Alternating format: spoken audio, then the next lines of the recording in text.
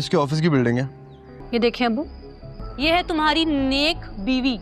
इधर समीर और उसका दोस्त मनाल के भाइयों के दफ्तर के बाहर मौजूद होते हैं।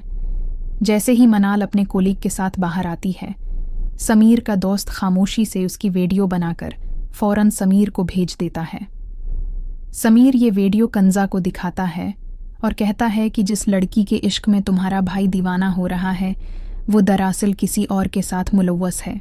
कंजा ये वीडियो न सिर्फ अपने वालिद को दिखाती है बल्कि समीर को भी यकीन दिलाने की कोशिश करती है कि जिसे वो मासूम और बाकिरदार समझता है हकीकत में वो किसी और के साथ घूम रही है।